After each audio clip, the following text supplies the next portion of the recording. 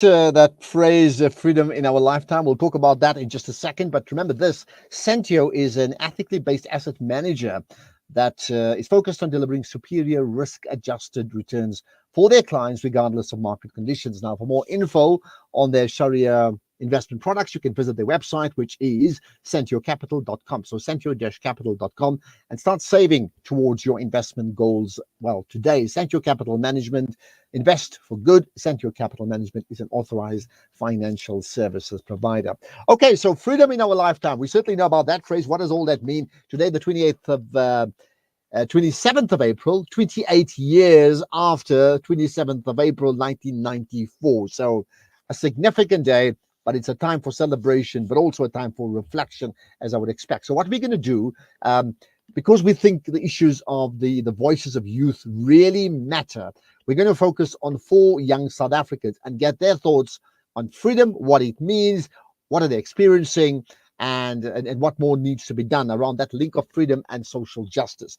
First up, we had a chat with Tessa Dooms, who's now with the Rivonia Circle about a week ago, in fact, and that conversation really focused upon amplifying the impact on youth, of youth in South Africa.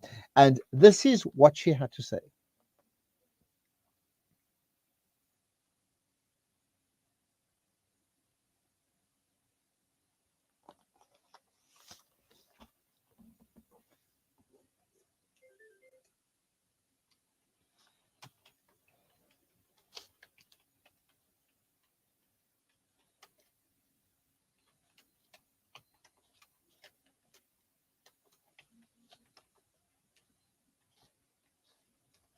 Well, it is a great concern. In a country that has 66% of the population under the age of 35, young people are at the center of the society in every way that counts. So if you think about it in terms of the youth age, which is 14 to 35, a bulk of our population sits there. But those people then also represent people who are caregivers to children who are under the age of 35 as well. And many of them are parents. Many of them are responsible for children in our society. And then if you think about that same age group also then bears much responsibility for other members of their families, for older members of their families, and many of those who the state has very little resources for. So young people really sit at the center of our society, yet they're at the margins of our politics, they're at the margins of our leadership and the margins of our public discourse. And we really need to change why do you think? And why do you think that's the case? I mean, we'll talk about the how in a moment, but why are they not sitting in the center of our public discourse? They're not sitting in the center of our public discourse because we as older people don't allow them to. It's as simple as that. There's a narrative that's developed in post-apartheid South Africa that young people need to fight for their place at the table, and young people need to fight for relevance, and they need to fight for this, and they need to fight for that. And I find that narrative to be not only problematic, but I think limiting in our success as a country. In a free South Africa, why should the majority of the population fight for anything? They really shouldn't have to, be scratching at the doors of power. We should be opening the doors of power to young people and asking them for their unique insights into this country, because they do have unique insights, because they have unique experiences. We should be tapping into a knowledge base that we've hopefully helped them create. Instead of seeing young people as competitors for power, we should be sharing power with young people, because it's in our best interest in a society that's dominated by young people. So in the absence of all of the above, all the things you've just said, right, how is that costing South Africa right now? So right now, it's costing us in terms of our economy. The first big thing that we're losing out on is because youth unemployment is around 70% in this country. That is about 30% higher than the average unemployment rate. What we're losing out on is a skill base and a set of new ideas and a set of new ways of doing our country's economy and doing governance in general. So we're just losing out on people's ability to create economies. A lot of our efforts, even in the youth employment space.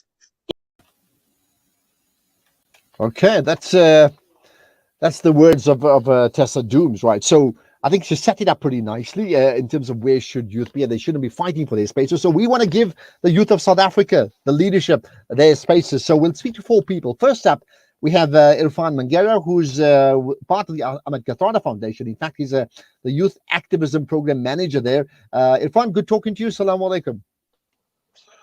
Assalamu alaikum and good morning, Uncle Ashraf and all your listeners. Thank you for having me. Thank you for your time. Right, so we're going to ask you some particularly pointed questions. Firstly, what does freedom mean to you? I think freedom really means me being able to exercise my full being and my full potential, and that really is what I believe, and being able to almost live that truth for myself without having it disrespected or without having those beliefs taken away from me.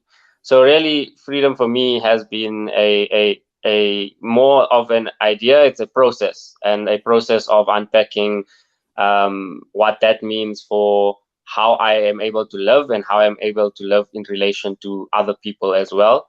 And doing that within the greatest of respect for difference, and how we utilize the Constitution and its values for really creating a more just society. So I think that encompasses for me more the process of freedom than it would mean for what freedom really means. 1, 2, 3. I think got that, yeah. But I mean, the phrase you use, like you spoke about, freedom gives you that right to exercise your being and to maximize your potential. So has that happened for Irfan Mangera? I think it's yes and no. One, I think I was born into democracy, like you mentioned earlier. Many of us young people today have not lived through the apartheid or prior to that colonial powers coming here to our shores.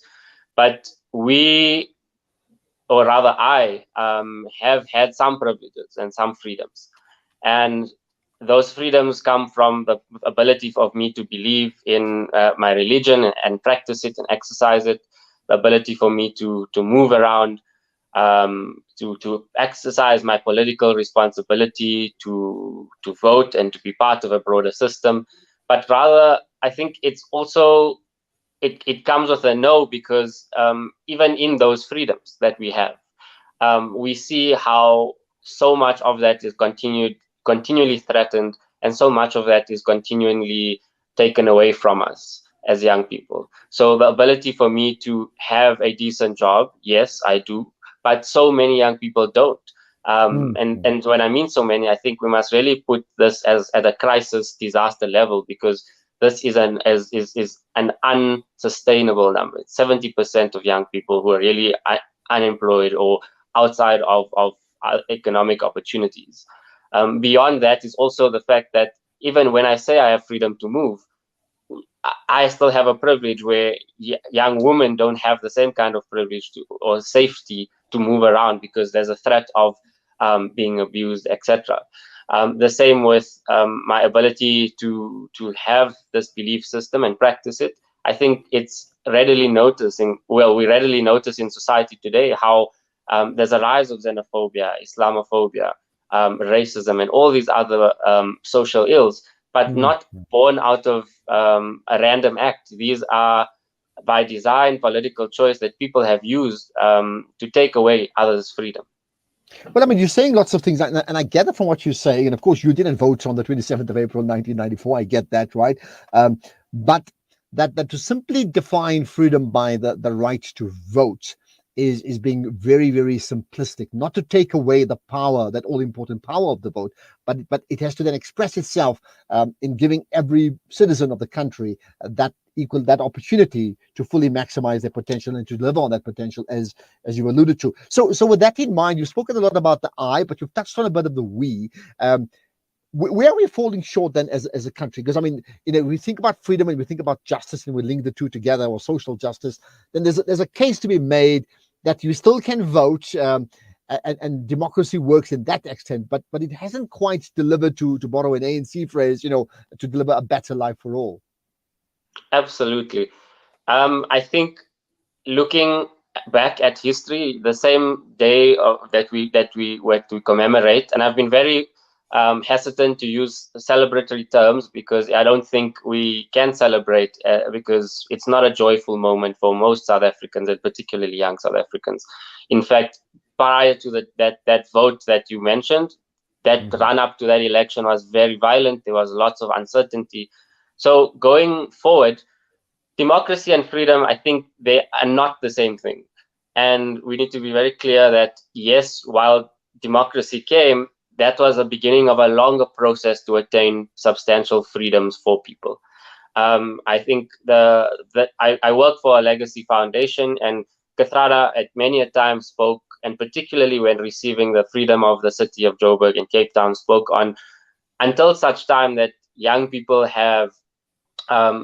are safe to go and play in a park, are safe to come home to a family that's loving of them, that's supportive of them, where they don't have pit toilets, where we don't have such a huge school dropout rate, where we take climate change seriously, and when we take the safety of women and children seriously, when we have a functioning state and which allows for public transport that provisions food and security for all, and it provides jobs and creates job opportunities for people. I think until those things are started, or we start to address those huge issues, I don't think we can say we do have substantive freedom.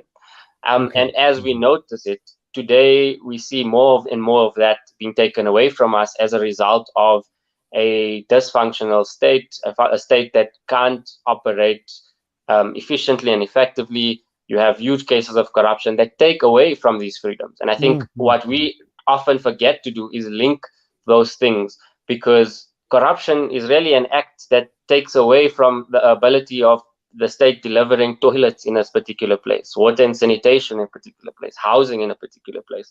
And those are freedoms that we don't really have substantively. And young people bear the brunt of this because we really don't have the same kind of capital capacity to be moving out of family homes or finding decent jobs. In fact, there's studies now that are showing that young people are paying close to 1,000 rand a month just to look for a job. And that, how do you look? Yeah. How do you use that when you only perhaps receive 350 from the state? And that's also now.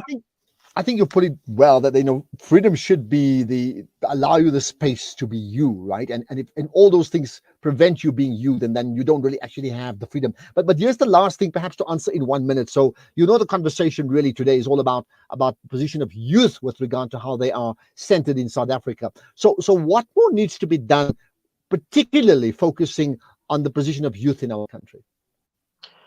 I think those that are old, and I want to put this as bluntly as possible, like Tessa says, needs to give young people the space to lead, because we've created this perception that yes, young people must do it for themselves, but they have been. I can say young people have been exercising those political expressions, that anger and so on. You see it in protest, you see it in various forms of action, even by not voting. I mean, we see that decline in youth participation in voting because it's a political choice, not because young people are apathetic. It's because the system really isn't serving us to what we really want the system to serve us. And therein lies the big challenge. Irfan, I'm going to leave it at that. Thank you so much for your time. Most appreciated. I think you've set the agenda pretty well, and we'll have further conversations on that throughout this first hour. Irfan Mangera, thank you for your time. There we are from the Ahmed Kathrada Foundation. He's the Youth Activism Program Manager at the Ahmed Kathrada Foundation. Follow him, follow them. I think there's some important issues that they put on the agenda in terms of changing the face of South Africa, maybe living your freedom. That's really what it is. We'll get another guest reflecting on the same issues right after this.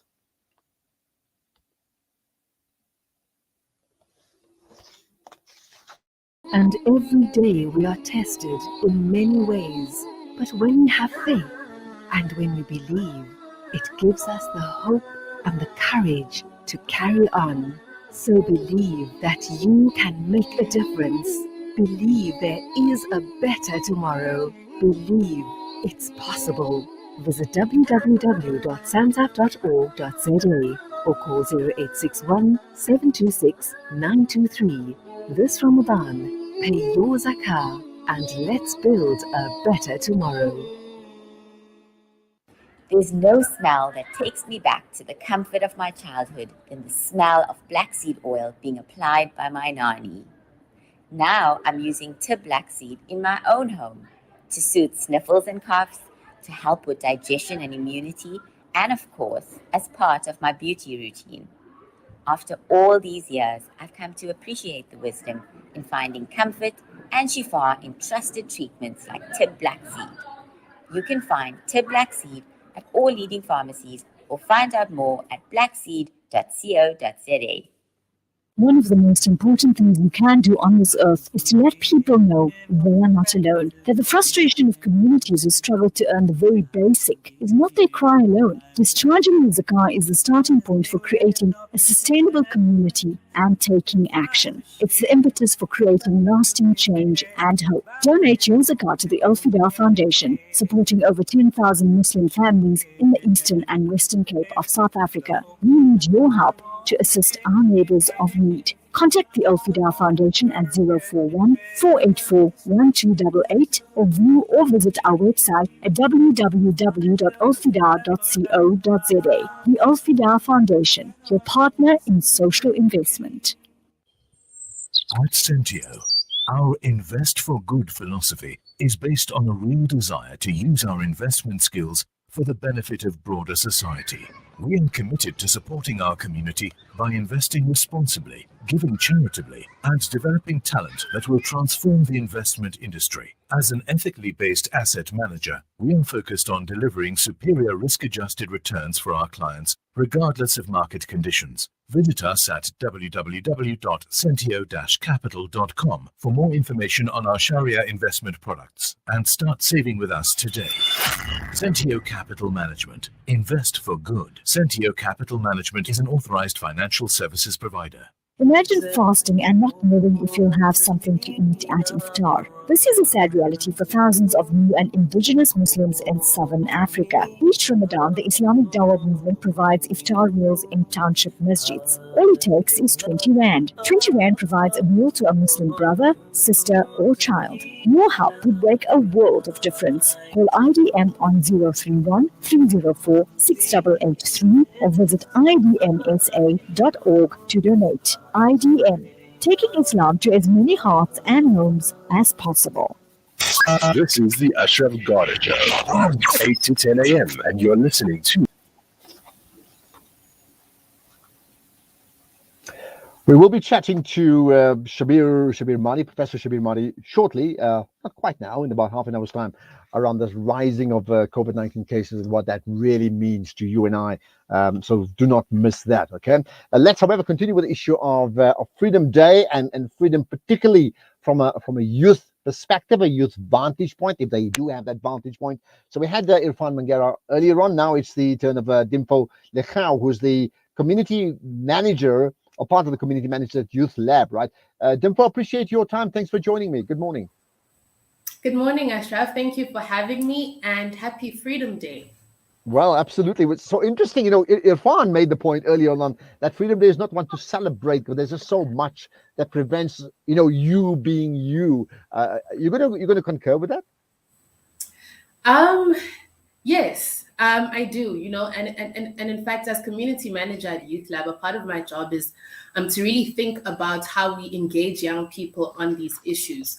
And we've been very careful as well, not to use, I think, celebratory terms and language, not only because obviously our freedom was hard won and there are a lot of families that were torn apart, a lot of people who lost their lives, but we look at the state of affairs in this country, especially as it relates to young people, and there are very little things to celebrate. It's hard to celebrate political freedom or the freedom that you have to cast a vote on the ballot when, number one, there aren't many viable options, right, or promising options that really promise young people a brighter future, that promise young people change that's really tangible and meaningful. But also when so many young people are destitute socially and economically, you know, unable to participate in the economy in a productive way. I mean, We mention this almost every week in the work that we do. 7 out of 10 young people aren't able to find a job. 3.4 million young people are in the needs category, which means they're not employed in education or any kind of training. And so it's very difficult to then celebrate this day when that means so many young people across our country aren't able to fully realize their freedom. Which I think is a natural segue into this issue about young people and their space in society. Now, we this morning have been very intentional about speaking to 4 guests who are all young South Africans. We want to hear your voices, okay? But in many ways, is that a powerful symbol of what more needs to be done to ensure that young people do take center stage in finding the solutions to the problems, because they should be the beneficiaries ultimately if we get things right, and a phrase I use often, if we deliver this country to become a champion nation? Yeah, I think, one of the most impressive things, if not the most impressive thing about young South Africans is that even though they face so many roadblocks and challenges from being, centered or participating socially and economically, they're still finding very creative and innovative ways to be productive, right? Young people are the entrepreneurs in their communities. Young people are starting and sustaining non-profit organizations that are addressing real issues in their communities. Young people are participating in politics, in university, at that level. Young people are mobilizing and starting some really meaningful campaigns while they're in school. I mean, you think about the work that Irfan is doing at the Kathrada Youth Activism program, where they're mobilizing young people in school clubs. So young people are really doing the work to make sure that the wheels of this country are turning, to make sure that we see the kind of change and transformation that we need in our communities. What we need to do is to lean into the work that they are already doing, right? We need to put pressure on government entities, more especially, like the Department of Women and Youth, like agencies, like the NYDA, basically everyone in this engine of youth development and everyone who's concerned with the well-being of young people. We need to put pressure on them to support that work and to fund it so that it can scale and we can see the lives of young people being transformed. Is there evidence that government, the ruling party, the political parties, and agencies like the NYDA and others, are they giving young people an ear? And I don't mean just a symbolic ear. I mean, are they really saying, we want to give you what you want? Do you get a sense that they're doing that or not? That's such a tricky question. And I always say that because on paper, yes, they are, right? So, I mean, the NYDA is an agency that was started just to service the needs of young people across that country. They have, I think, quite a big budget to work with, and that sounds great. But when you look at maybe the internal workings of the agency, right? And you think about the ways in which they go about addressing young people's needs. There's a lot of change that still needs to happen. For example, they have a great initiative where they supply grants to young entrepreneurs, right? And that's amazing, but are they tracking the progress of those young people over time, over a period of 3 to 5 years, to say, because we gave this person a grant, this is the kind of work they've been able to do with their business, and this is the kind of impact they've had with that entity. This is the number of people that are now being employed through that, right? I also think that there's a great opportunity for agencies like the NYDA, which they may be not taking advantage of, to team up with young people who are, like I mentioned, in the civic society space. Young people are running some really impactful NPOs, right? And perhaps there's an opportunity there to kind of lean into that kind of work so that the NYDA doesn't really have to be everywhere and service all young people, because that's impossible. But by having these strategic partnerships, they can do so much more work. When you talk about centering young people, I'll speak about one of the things that we were really involved with as Youth Lab, and that is the process of drafting the national youth policy that was launched last year, which basically outlines government's plans for young people over the next 10 years. And you even think about the consultative process, right, where young people are supposed to be given an opportunity to come forward and make submissions about a policy that is largely going to affect their lives over a long period of time. We found ourselves in a place where there was very little communication about closing dates, something as simple as a closing date to make a submission, right? Very little instruction about how to make a submission as a young person, which is why policy education is so important, right? Because the department can say, oh, but we put out the National Youth Policy for submissions and no one came forward. But where are you putting out this communication? It's on Twitter. Twitter is a big space, but not all young people are on Twitter. Are you really doing the work to make sure that you're reaching out to young people in every space that they're in? Considering so many young people don't have access to electricity and therefore Wi-Fi, I mean that's a given. Which then brings me back to center on 27th of April 1994 and now today 27th of April 2022. Right? What does freedom mean to you? Freedom to me means living in a community, living in a space, a country that allows me to self-actualize. It means being able to self-actualize because I'm not worried about being able to meet my immediate needs. It means not being worried about having access to very critical social needs, right? So it means I know that I have access to a quality education, I have access to quality healthcare, that I'm given enough opportunities and I am supported to also be a productive member of the economy. It means being able to exist, I think, in an environment where I'm not the only one that has, and I think Irfan mentioned this, that to what extent are we free? Because him and I, for example, yes, we are all employed, right? But 7 out of young people aren't employed, so we fall in the 3 out of 10. To what extent can we say we are free, even though we may be, active in the economy, but there are so many young people who aren't given that opportunity. So it also means living in a society where, you're not just celebrating freedoms because a select few people get to enjoy them, but that those freedoms are largely available. So can I say then, the key to freedom opened on Freedom Day 1994, but if I asked you pointedly, are you free? You're going to say no.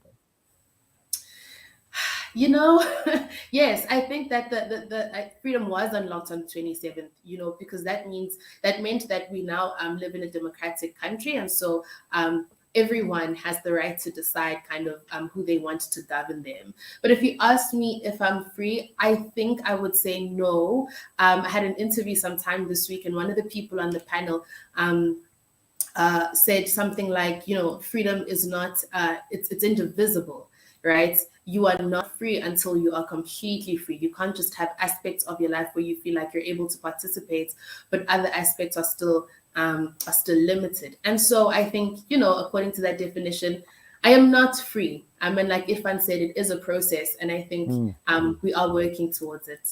Well, I think the point you made sticks out for me, the space to self-actualize, and you can't self-actualize if there are impediments, if there are, you mentioned a roadblock. Maybe the one that we get to understand better would be a series of potholes that we face in our daily existence every single day at different levels. And as long as those exist, then it's an impediment to our own freedom, which then puts me onto the priority. So I mean, you're in a space where I think you have influence, and you probably shared that influence already. But in the context, therefore, of Freedom Day, what should then the country's priority be now regarding freedom, particularly with reference to South Africa's youth?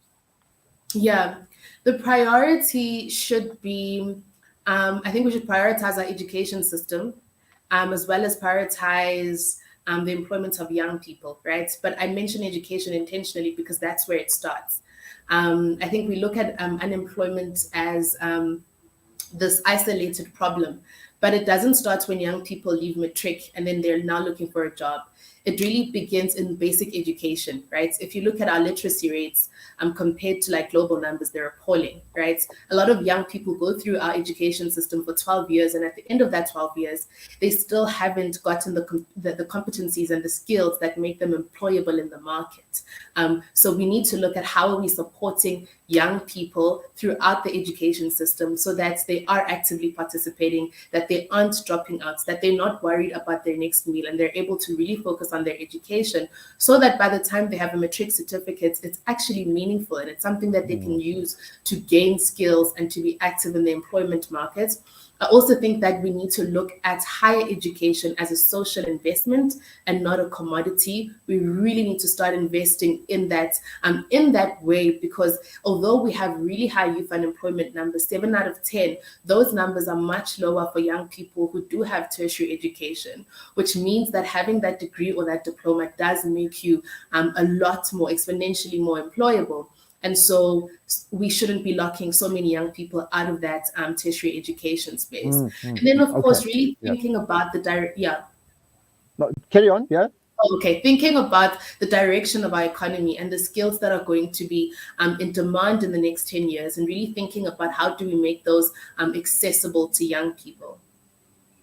Well, big questions indeed. So here's the last thing. You're in Parliament right now, and for whatever reason, you've got the ears of Parliament, and you've got the President standing in front of you, and you've got like 30 seconds to make one statement to the President and the Parliament. What do you tell him?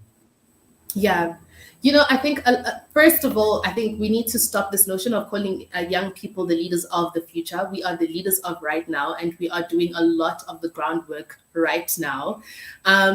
And secondly, I think young people are incredibly active in their communities. Young people do have the solutions. Young people are doing the work. They're not just talking about it. What we need to do is support that work and fund that work so that it can be more impactful and the lives of more young people can be changed. Okay, I think it's a good one to paraphrase. Dear Mr. President, we are not the leaders of the future, we are the leaders now. And what about that World Cup race, Kenako? The time is now. So I certainly get what you're saying, completely on side with that. Dimpho, Lekgeu, thank you for your time. Most enlightening, and thank you for your insights. Thank you so much, Ashraf. Pleasure. There we are from the Youth Lab, and she's the community manager at the Youth Lab. That should get you thinking, but there's even more. So I think the point is, you can't just say we're celebrating Freedom Day. It's an important signpost, and there's a way that you embrace Freedom Day every year that has to take this country and advance the country and the purpose of the country further forward. We'll get another young South African right after this. Million orphans worldwide change their lives by donating towards our Orphan Kind program. For 750 Rand per month, you can be the reason an orphan smiles. Come on, be orphan kind. Visit www.pennyappeal.org.za or call 031 1100 573 to find out how you can help save these children's lives. Penny Appeal. Small change, big difference. Shimmer, sparkle, captivate.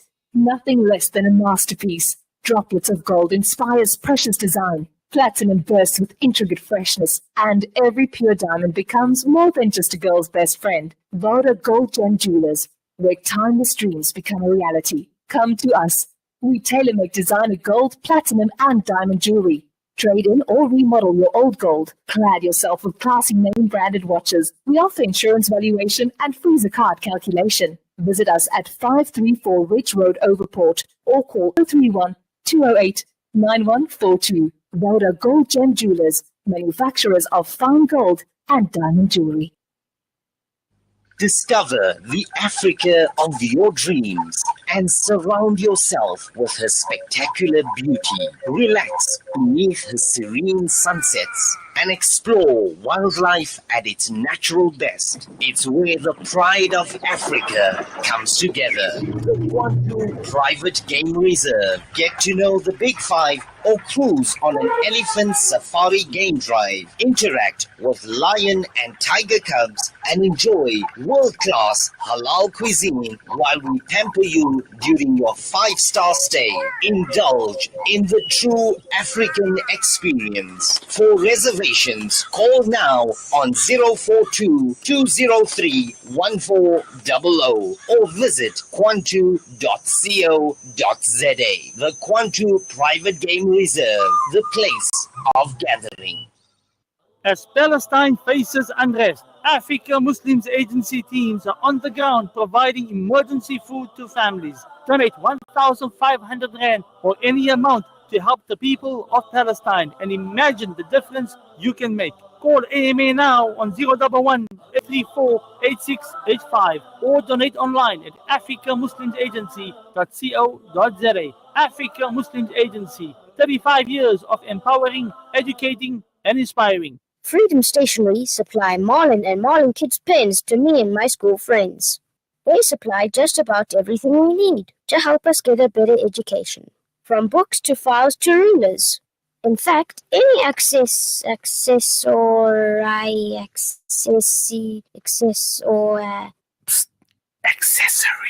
any accessory we need. Freedom Stationery. Education for the nation. What does accessory mean? This is the Ashraf Garda Show, 8 to 10 a.m., and you're listening to Salam India. Don't forget, we'll be talking to some fascinating guests coming up later, including Shabir Mahdi about COVID-19 issues. Anne Williams on her champion journey in the field of television, radio, TV, film production. In fact, Zunaida Musa Vadibala with the calligraphy of South African mosques. She's picked out 3 or 4, which I'm really looking forward to. And we also chat to Uneza Suleiman about her trip to perform the Umrah in Ramadan and just her own experience around that. So looking forward to all those things and more, right? But for now, we continue with that theme of young South Africans and what their thoughts are around Freedom Day. My guest is Nthato Ntsoko. Nthato, appreciate your time. Good morning. Salaam alaikum. Wa alaikum salam wa rahmatullah. How are you, Abu Shakil? Yeah, got that right. Thank you for your time. I'm good. So here's the thing. I mean, we speaking to you about Freedom Day. So firstly, what does freedom mean to you? First and foremost, I think for me, freedom is relative.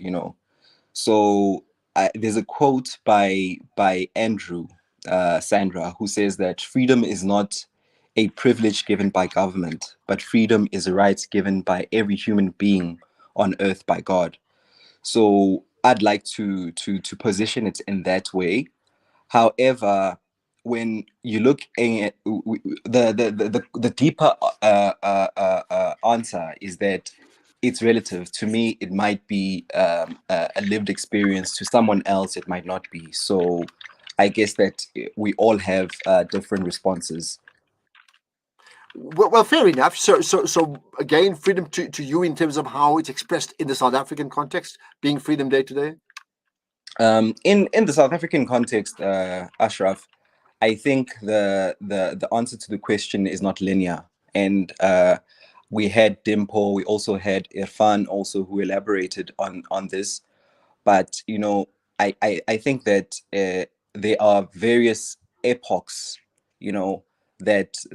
that should create a good society, right? And a good society has freedom. So example, your generation, they brought about political freedom. Mine, we ought to achieve the economic freedom, So freedom for me is a process of perpetual evolution marked by distinct milestones. And as I further elaborate on this in the South African context, is that you mentioned something which was quite important, is that in a post-apartheid situation, are things relevantly the same? I think that despite us not living in apartheid as the youth of South Africa right now, I think there's still from a structural perspective, there aren't any reforms, and they're still consistent with apartheid. And such as what? Yes. I mean, that's interesting when you say there aren't any reforms structurally. You can vote. I mean, that's just one thing, right? But yes. Carry on. So, I from example, the geographical landscape, your urban divide. I used to take approximately 3 taxis just to get to work. Staying back in Watville, in Benoni. So those are lived experience. We still face a lot of people who are marginalized, So even from a youth perspective, we often are in the periphery, we often are reduced, We're looking at, we mentioned, I know Dimpho mentioned the NYDA as an institution. But you're also looking at it from a political sense. You know, you had the ANC Youth League, who used to stem for youth, be the advocacy of youth voice, but they become redundant and reduced. You know, so also when you also go into the realm of the public and the private divide, is that it also commands that the youth ought to have experience, you know, to be in the echelons. But when you're looking at our neighboring countries, you've got a minister who's really quite young, and yeah, that's just a woman minister who's really quite young, and it's the opposite of South Africa. So this is the trajectory that we're having, and if we ought to be comparative, you can see also the direction that South Africa is taking. You know, Dimpho also mentioned something which was quite integral, is that the youth policy, it was the inception was last year, right, for a 10-year target. For me, Ashraf, is that why wasn't this incepted, you know, part and parcel of the National Development Plan, so that it can run concurrently? So you can see there's the priorities. We are not an aging. When we're looking at youth, you know, we bear the brunt of a lot of things. You know, example, we've got poverty, we've got unemployment, we've got gross inequality, and these are stubborn features within a post apartheid South Africa. So yeah, well, I mean, yes. it certainly, you know, therefore the point I brought up in my conversation with Tessa Dooms last week, and it's worth you listening and watching the entire conversation, is how then do we mainstream youth influence in South Africa if we're saying the world is moving towards younger people being more innovative, making an impact globally much quicker, finding solutions much quicker, you know, coming up with all the bright ideas in the world much quicker than our forefathers ever did, right? How then do we mainstream youth in South Africa? Because they're there, but they're not mainstream. That's why we still refer to youth as youth, right? Yeah, true. So I think that, you know, I think people in a democracy, right? We say people ought to govern. It's not the youth govern. Everyone must govern, and to have sometimes categories and definitions. They might be semantics to other people, but in a good living democracy, we ought to see ourselves as equals. So people ought to govern and make sure that we also come together, have a social compact where we define, you know, our new freedoms, our new priorities. You know, some might dispute, like example, and say land is not an issue. But if we also look at it, is that, you know, access to wealth is also concentrated within the minority vis-a-vis the majority. So we also tend to ask that is the system that we are having, you know, example, capitalism and democracy, a good vehicle that's steering the direction of you know, of the marginalized? I tend to disagree, because I guess, you know, you have capitalism and democracy. These are opposites of each other's, you know, if I can argue, Ashraf, because do you capitalism. think? Yeah.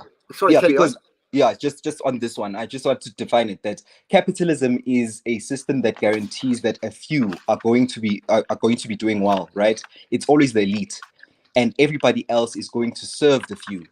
And this is actually what we are seeing in South Africa, that democracy means it ought to mean that everybody has a seat at the table, and not everyone has a seat at the table.